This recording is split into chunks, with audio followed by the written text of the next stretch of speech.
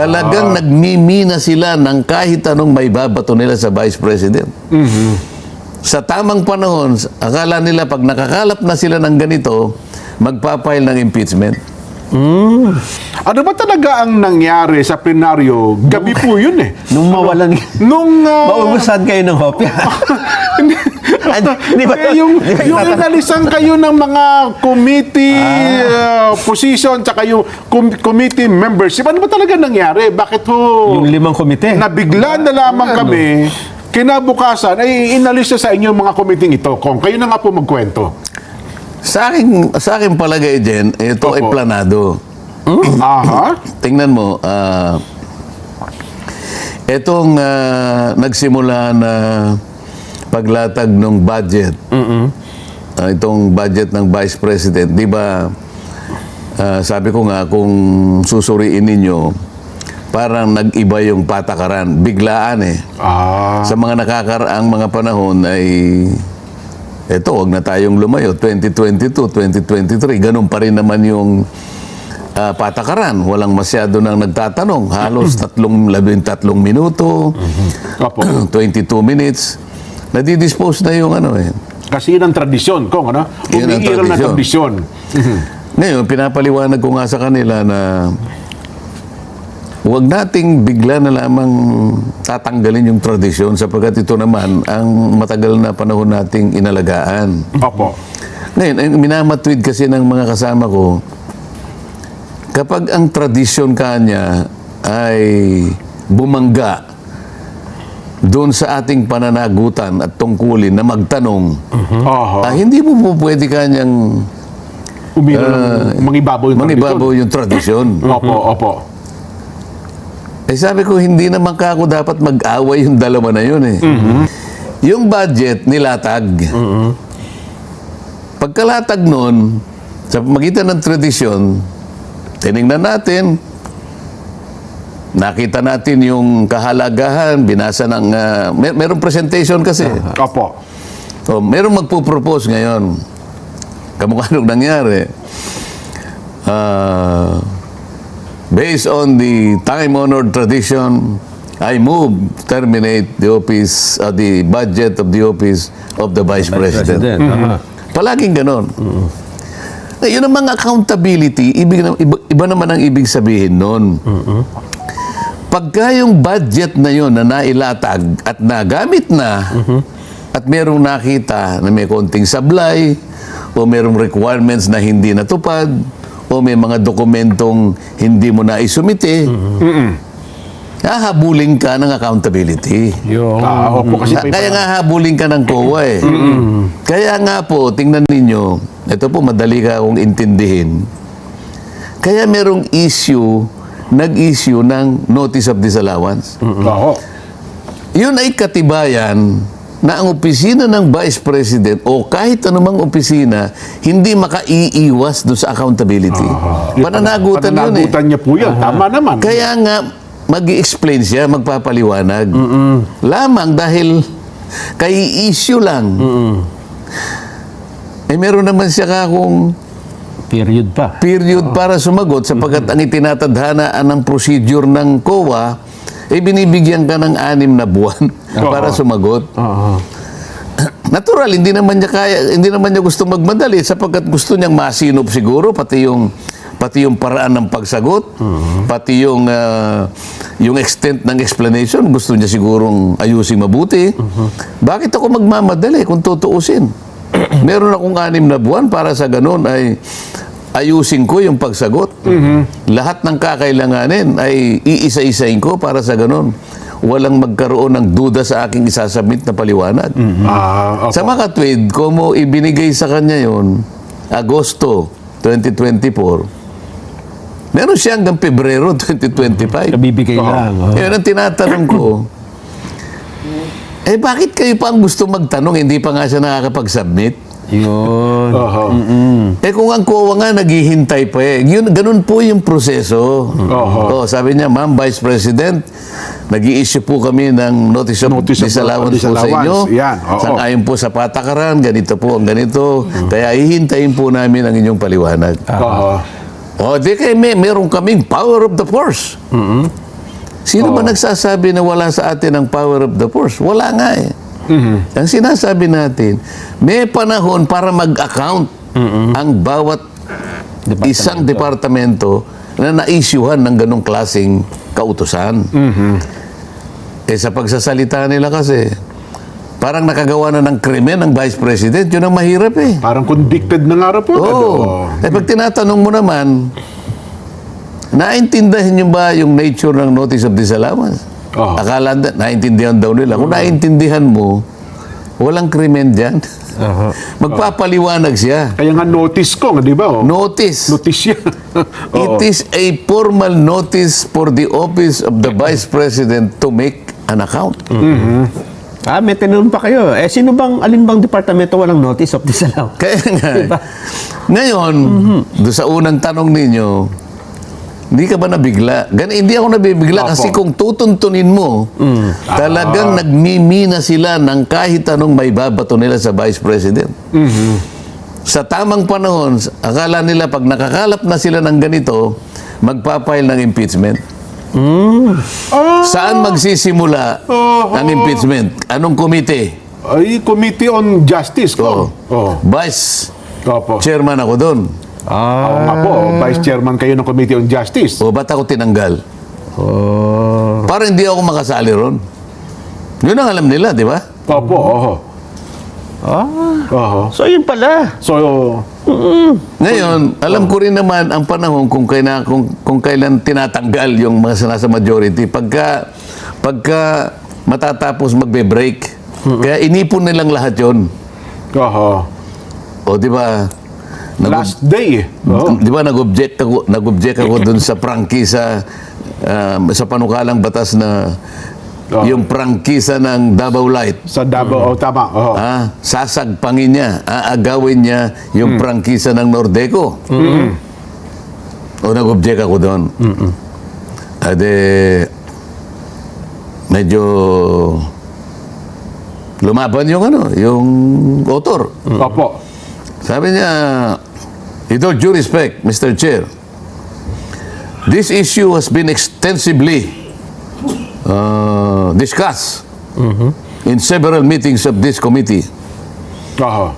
With all due respect to Congressman Marcoleta, I think this is the only first day that he attended Yun na nga. our hearing. Hindi naman nakadiwa. Ngayon lang, noong araw niya, bigla kayong Oo. nagtanong. Oo. O, sabi ko, I may not have attended all the meetings, Tama. but I have read all your minutes.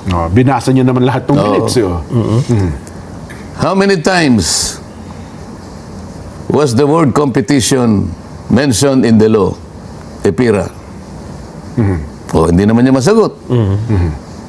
O, ako na nagsabi. 11 times. Oh. Competition, 11 times. O, Opo. what about the phrase anti-competitive? Ilang beses? Hindi naman niya alam eh. 10 times. Anong ibig nating sabihin, Mr. Chair?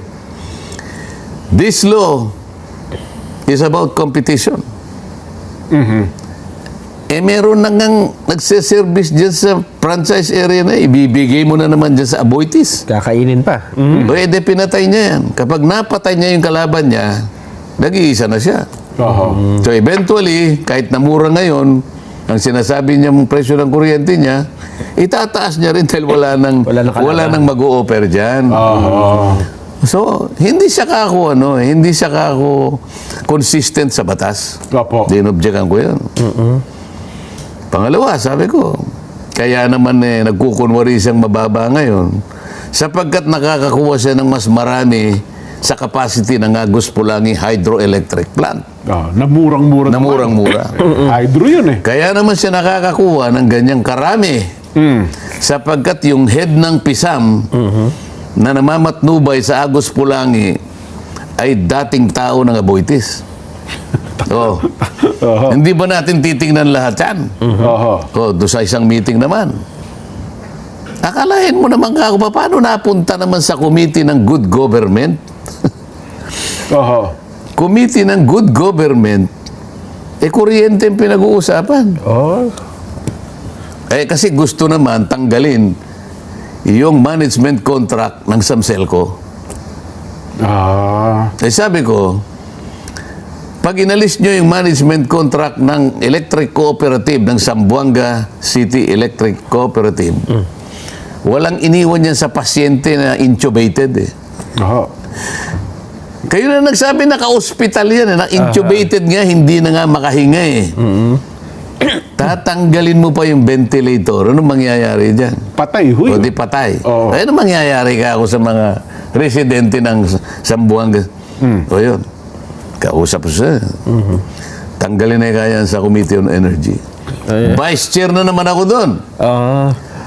Sa mga tweet, Nelson, ang aking sinasabi, pag ako nag-advocate ako ng tama, nagagalit sila. Yan. Pag sinabi ko yung tradisyon, igalang po natin, sapagkat hindi naman po niya tinatakpan ang accountability. Ang pinararaan lang po niya, yung paggalang at tiwala na palagi nating ibinibigay sa kapwa co-equal, coordinate branch of government. Ay, nung makapagsalita nga ako sa sabi ko, ano ba ka akong? Pagbalik ko ng Iloilo, may tumawag sa akin, pwede po mag-phone pats. Kahit na ako wala ng boses eh. Namamaos na kayo nung araw na yun, oh. Tsaka naririnig nyo yung ubo ko eh. Oho. Wala pa namang hopya doon. Alam mo kako, kung itong mga kasama kong ito, kahit bagito, pagpapasensyahan ko na ito eh. Opo. Kung hindi sila abogado eh. Kasi maring hindi nila naiintindihan yung kaugnayan ng mga sinasabi ko doon sa subject matter. Pero yung iba ho, mga abogado at Mga abogado eh. talaga, oo. Kaya po nakalulungkot. Akalain mong iuugnay niya yung accountability doon sa tradisyon. Hindi po eh. Napakasimpleng subject po ng conflict of laws. Kung kayo po ay abogado, alam niyo ang aking gusto sabihin. Pararaanin ang bawat isa na hindi sila naglalaban-laban, ngunit makukuha mo pa rin Pareho. Yung ang accountability. implementation Oho. na nakalatag sa ating mga patakaran. Huwag na nating palabuin ka ako ito. Napakasimple nito. Nakalulungkot, bakit hindi? Na alam ko na intindihan eh. Oho. Pero pinipilit na baluktutin sapagkat gusto nilang makahanap ng mga bagay-bagay na magagamit nila para sa kanilang niluluto na impeachment. Oh, pinoint out ko rin yung tumayo sa privilege speech, di ba? Opo. O ayan naman ako yung tuntunin natin. Kung ayaw nyo sundin ang tuntunin natin, itapon na lang natin. Walang tatayo na magdi-deliver ng privilege speech habang merong isang pending na bill na may kaugnay na subject matter. Oho. Simpleng-simple yun. O bakit nila pinatayo? Pagkatapos niyang tumayo, di man lang nila napansin na mali pa lang ginawa, ni-repair pa sa Committee on Rules. Mapinag-uusapan ngayon. Oho. Yung Committee on Rules, diyan, kaya ang katawagan ay Committee on Rules. Dako, kabisadong Sila mo ang dapat ng rules. kumakatawan sa tuntunin at patakaran ng buong institusyon. Oo. Makapangyarihan ang committee ito. Lahat ng committee namin ay hindi pwedeng gumalaw ng walang atas Opo. na manggagaling sa committee ito. Kaya marami sila eh. Opo. So, ang pinaka-chairman ng Committee on Rules, yung majority leader. Yung majority leader, meron siyang halos 10 deputy majority leader.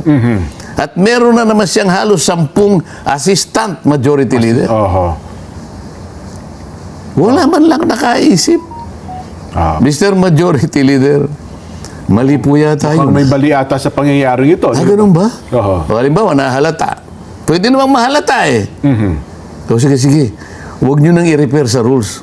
Idiretso na sa appropriations kasi kaparehong subject matter naman eh. Ayun. O baka sakaling okay na sa akin yun. Kasi nagkamali ang tao eh. Tao lang eh. Totoo po yun. Pero hindi.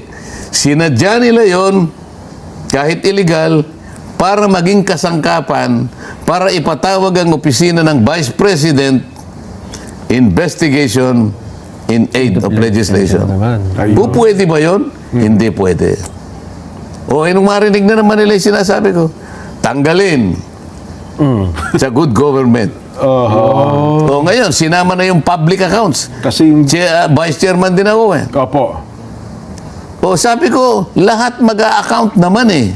Tanggalin sa public account. Ha?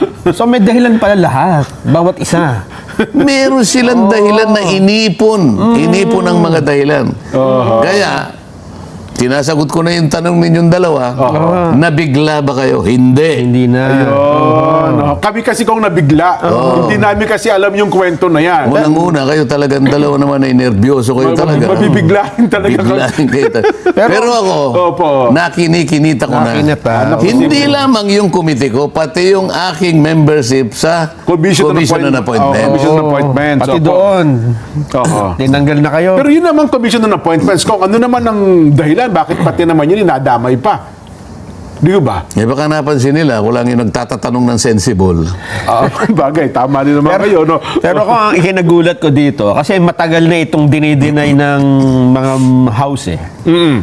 Now, di umano'y wala naman silang nilulutong impeachment laban kay BP Inday Sara. Oo nga, pinabubulaan O eh, naman. bakit kayo nagpapagod ng kamimina ng kung ano-ano?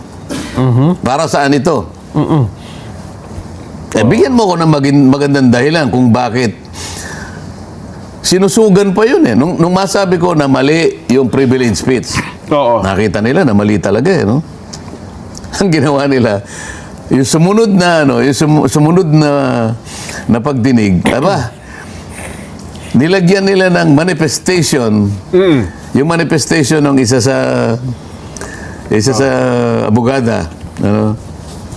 Sa taga Batangas. Isip-isipin mo, manifestation lang na kanyang binanggit doon sa hiwalay na pagdinig na hindi naman public accounts, ay hindi naman good government, doon sa kanyang pagsisikap na usisain din ang budget ng Department of Education 2023. Nagmanifest siya. Sabi niya, Mr. Chair, may I manifest that this particular issue be made subject matter of a separate investigation. Nang dahil lang sa manifestation, kinuha ngayon ng good government. Alam mo kung paano dinescribe yung manifestation? Kinuha siya as a motu proprio material. Anong ibig sabihin ng motu proprio? Tingnan mo nga sa avatar mo, motu proprio. Ay, Motu sabihin, proprio power. Sarili niya yun. Walang ibang on its own. Oo, yan. Talagang magaling itong analyzer natin. Pag sinabi mong motu proprio, Opo. it is a formal action taken without the benefit of a request from any other party. Eh, nagmanifest nga yung isa. So, hindi mo original. Sinabi niya lang, may I manifest, Mr. Chair, that a separate investigation be concluded on the subject matter. Ganun kasi. Naalala ko, Jen, Opo. March 2021, this is the last Congress. Nagsalita ako by way of a privilege speech. Mahaba ito, Jen. DepEd din. DepEd. Yung pinagbibiling mga ICT packages, Information Communication Technology packages. Tatlong taon na audit ng COA. 2017, 2018, 2019. Opo. Nagkakahalaga ng 3.2 billion pesos. Wow. Walang supporting documents. Ang dami ko sinabi ron. Pati yung mga supplier na dapat dinisqualify na. Bakit palaging ito na lang mga supplier ang kinukuha nyo? Despite the fact Opo. na inulan na ng notice of disallowance. Oo. Alam mo ba? Yung privilege speech ko na yon, hindi man lang ni-repair sa isang committee. Opo. Buong privilege speech. Dapat pala nagmanifest na lang kayo ng... Ito manifestation lang, tingnan mo ngayon. Kaya ko binabanggit, ano? Opo. Ayokong maisip ng ating mga nakikinig na meron akong pinagagalitan mga kasama ko. Hindi. Ito kinukwento ko lang para Opo. malinawan nila ang mga pangyayari sila sa likod ng mga bagay na ito. Aha. Yung privilege speech ko, inabot yun ng about 15 minutes. Aha. At maraming laman yun. 3 notices of disallowance. Hindi notice of disallowance. 3 yearly audit, annual audit. Audit Siyang mismo. buong taon Ng po COA. yan. Tama. Diniscuss natin sa programa yan ko. 3 taon. 3 Opo. years. Hindi man lang Ni-repair. ni-repair. Napunta sa rules. Pero kung pag tinignan mo sa rules committee, walang referral. Oo. Halimbawa, pumunta lang sa basic committee, o kaya sa good government, o kaya public accounts. Bahala na sila kung gano'n. Hindi ni-repair. Andun lang. Samantalang ito, manifestation lang. Dahil ba, yung aking privilege speech ay walang pangalan si Vice President Sara Duterte? Wala pa ng Wala time pa na siya yun nun eh. Oo, to. Ng time na yun. Kasi, Wala pa po kasi siya. yung year 2017, 2018, 2019, wala pa siya. Pero kumpleto. Ang pinag-uusapan. Oo. Ito manifestation. Kaya lang binanggit on the same subject matter kanya. Ang kanilang iniimbestiga, DepEd 2023, nandun ang pangalan ng ating Vice President. Ayun. Oo. So, kayo na ang magano, kayo na ang humusga. Teka lang ko, curious lang ako. Halimbawang... Tinitingnan ko nga kung member ako ng basic education, baka tinanggal na rin ako doon eh. ganun ba? Para halimbawa, pag na-repair doon, wala na naman ako doon. Si Kong Roman Romulo ko yung chairman doon, di ba? Baka hindi na ba siguro? Hindi, palagay ko hindi naman. Ang sinasabi ko lang, kung nandun ako, Wala naman. baka kasama na ako Baka natanggal natanggal doon. din kayo doon. Oo, naalala mo ba, sabi ko. Oo. Ako bilang isa, ayoko yung People's Initiative. Aha. Mas maganda pa ako yung Constituent Assembly. Opo. Yung pinag-uusapan nating matagal dito. Yan, yung CONAS dapat. Oo. So, tinanggal ako sa Constituent Amendments. Oo. Inipon-ipon nila ngayon at pinagsabay-sabay bago kami mag-break. Kaya naipon. Isang araw bago ang recess nyo, talagang natapat na pagkakatanggal sa sa mga komite na yun, Kong. Oo. Ayun. Ay, hindi, naalala ko lang, curious lang ako, Kong. Halimbawa ba, na kapag ka ang pondo, ito Kong, halimbawa naman, kapag ka ang pondo ba ng pangalawang Pangulo, ay napagtibay ng Kamara de Representante kung magkano hinihingi, regardless kung magkano man po yun. Ang ibig bang sabihin nun ay napapawalang sala na siya kung meron man siyang accountability doon sa nakalipas na taon nung kanyang panunungkulan? Naglatag lang siya. Nilatag niya lang. Ito po yung proposal ko. So, hindi naman maapektuhan pala kung meron mo sa pananagutan. Kung halimbawa man. Yung accountability kasi na pinapaliwanag ko, Oo. ay patungkol na doon sa pagkagasta ng budget na inilatag niya. Yun, Ang pinag-uusapan dito, budget briefing. Kung ano inilatag niya, igalang mo na lang because ito yung tradisyon. Ayun, oo. Kasi kung sablay lahat naman ang kanyang pagkasta, hahabulin ka rin ng COA dahil yun ang accountability. Tapos na kasi yun eh. No? Tama. Kaya ako nalulungkot na may konting pagkainis. Mga abogado ito eh. Ba't di nila maintindihan? Yun na nga po, Kong. Baka kung panahon na lumipat na kayo ng bahay. Ang ibig ko sabihin, mula sa lower house, baka mas maganda dun sa upper, mas mataas. At least, konti lang ang Oo. personalidad siguro mukhang dun, Kong. mas... Baka ibang pananaw nila. Baka makilala nila, tama ako. O, yun na nga po. Ni-restore nila halimbawa. Aha. So, wala tayong problema ron. At least, Oo. nakilala nila na tama pala yung sinasabi ko. So, binalik nila halimbawa. Oo. pero yun. mukhang malabo pa sa ano yan. Sa Pero sa Senate, Kong, parang approve in principle, nagkaroon ng courtesy approval sa hinihinging pondo ng Office Pwede of the Vice naman mangyari. President. Kaya nga nagbabay-cam sila, di ba? Ayun, oo. So, halimbawa, sabi niya, di nasa Senado na. Oo. Sabi halimbawa na Senado, hindi kami papayag dyan, gusto namin, ibalik namin kung ano yung kanyang, Oo. yung kanyang proposal. Ilatag. Oo. 2 billion Di ngayon, plus. Opo. aangal yung sa baba. Hindi kayo papayag.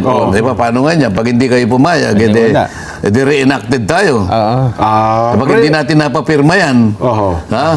at pumitada yung January, at delikado tayo. Reenacted budget tayo. Sige, papayag na tayo. Halimbawa, napapayag ang House. Aha. Di panalo rin ng Vice President. Yun na nga. Yun ang punto Pero ang natin. ating pinag-uusapan dito, pinropose niya lang. Gusto niya, Paano ka? Pinupropose ko 2025, nagtatanong ka 2023. Ano ba na? Oo. Oo nga. Hindi mo ba iisipin kung nasa wastong isip itong mga kasama ko? Aha. Well, kasi sa mga nakalipas na panahon ko, naging parang practice yata ito na balikan yung ilang taon nang nakalipas para lang Depende kung habulin. sino. Oo. Mukhang... Hindi nga, kaya nga. Bakit nung 2022, pinayagan nyo? 2023, pinayagan nyo dahil hindi pa tayo nagkakagulo. Yun na nga. Ngayon, 2024, dahil magulo na, at saka mo ginagamit yung power of Questionin mo the na ngayon. force. Kaya sasabihin mo, ito'y pera ng bayan. Hindi pwedeng hindi siya dumating dito. Pambabastos Kinakailangan ito. isa-isahin niya. Ayan. Sapagkat tayo ay may karapatang, ito ang ating ultimong karapatan. Kailangan sagutin niya tayo. Kaya nakakita ka bang pangatwiran na ganyan? Ano ba tinatanong mo? In 2025 budget o 2023? Hindi mo tungkulin yun, yung COA nga ang umahabol eh. O di sana mag-resign na lang siya, pumunta na lang siya sa COA. Di ba? Kaya nga po kung tinanong ko yan, para bigyan lang ng emphasis, kung halimbawa naman palang ma-approve ang budget na hinihingi, kung meron man siyang accountable man siya sa nakalipas na Hindi na siya taon, makaiiwas Yun, doon. yun po Walang ang punto. makakaiwas Kahit sino. sa accountability. hahabulin pa rin siya. Hindi ba ang linaw? Oo. Ang problema kasi sa kanila, sabi niya, public office is a public trust. Tama po. Public officials and employees are accountable to the people at all times. Yes. O tama naman yun eh. Nesablay ka kahit ano pang opisina ng presidente, opisina ng Chief Justice, opisina ng Vice President. Pag meron kayong kulang na mga requirements, hindi nyo na i-submit. Opo. Meron kayong notice of disallowance. Anong problema doon? Bakit sinasabi niya na mahalagang sagutin mo kami? Because we have the power of the force. Ano ba doon? Naku, ang mga comment. Alam mo, ang daming nanonood ngayon, ha? Hindi pangkaraniwang dami ito, Jen. Oo. Ang lahat dito nagsasabing, Gong, ano pa bang ginagawa niyo dyan sa House? Ba't di pa kayo lumipat dun sa Senado? Hindi, pinakamabuti na, so ganito na lang. May naisip lang ako. Pwede bang itanong natin sa ating mga kababayan, payag ba kayong tumakbo sa pagkasenador si Kong Dante Marcoleta? Kala ko naman Oo. payag ba kayong umalis na si Kong Dante? Ba't ako aalis may renta pa ako hanggang 2025? Ano po ko? Di ba? Ang aking rental doon sa bahay Opo. hanggang June 30, 2025. Tama. Bakit naman ako aalis, di ba? Pagkatapos ng At rental. saka meron pa akong tungkulin eh. Yun Totoo nga, naman po. Tama Oo. naman. Ngayon, pagkatapos nun, Oo. yung pananagutan ko ay tapos na. Yan, oo. Pwede na ako lumipat ng bahay. Yan. na maganda. Pero na ang usapan. Oo. Ay, di tanungin natin ang tao bayan, siguro ko. Baka naman kasi tayo lang ang nagsasabi nito. Oo. Eh, baka Hindi, naman. baka mamaya nagkukunwari ka lang, nakunwari ka mo, ang dami nagtatanong Ayan, niya. ayan. Hindi, ipaano Pakita mo, natin? ayan, oo. Patibayan na natin. Ano ha? Oh, kayo po ba ang aming tatanungin? Mga kababayan, sa palatuntunan sa ganang mamamayan, ano ha? Oh, kayo po ba, sang-ayon ba kayo na tumakbo sa pagkasenador si Kong Dante Marcoleta sa nalalapit na eleksyon? Labas na mga basher. Yung mga basher dyan, kailangan din namin kayo. Kasi baka mamaya isang buhos lang, Importante. May mga basher pa rin. Di ba, binayaran ako 1,000 basher. Mas maganda yan. Para... Kung umupa sa na pala kaya, umupa po ako ng mga 1,000 basher ngayon, ha? Baka isa dyan. Malaki-laki din po ang binayad ko sa kanila. Kaya, sige po, para nang sa ganun, maganda tayong talakayan.